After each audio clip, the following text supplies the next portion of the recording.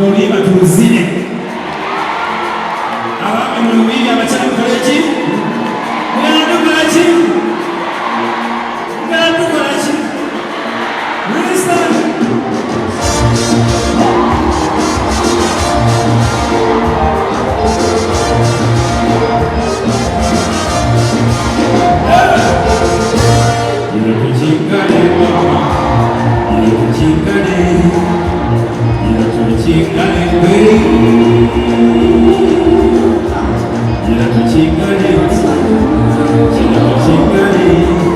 Amanya gange nze Nsuuga Mustafa nkola ne Alihira Holdings.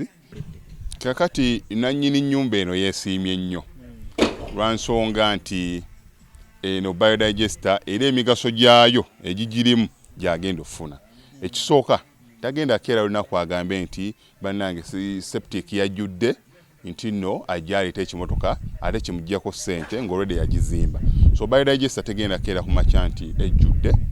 So nawe nkityo ogwo mugaso gwe gusinga kubanga eri gundi yaffe twagikolanga naye ate era still ng'ejja n'ekulya lwansonga nti ebeera etuuka n'ejjula, so etuuka ng'esigala ekulya wadde nga ate wagiteekamu ssenteyo nnyingi.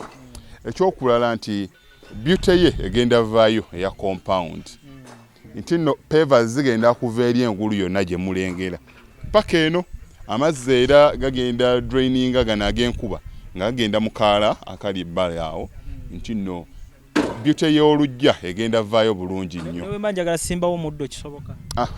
N'oba oyagala simbawo muddo ogwo kubanga kati singa owa kamera waffe akulaga nti nno system ogira nti eri wansi fuuti 2 kweno level kwe tuyimiridde wansi fuuti nga 2.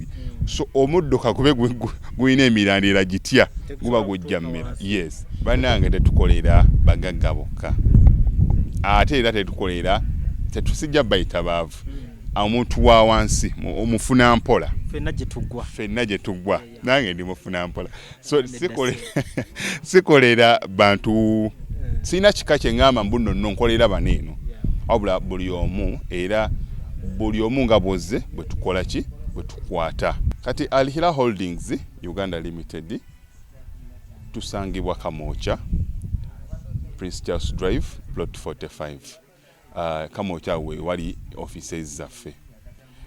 Tuyina enamba z'amasimu esooka ya Airtel 07017669992 neya MTN 0789224230. Abasinga batumanyira mu biodigester kuba bwe tuvudde nnyo mu kamera naye nga baklanti baffe abapya n'abakadde bagenze bakitegeera nti no ne general construction yenna mwetuli.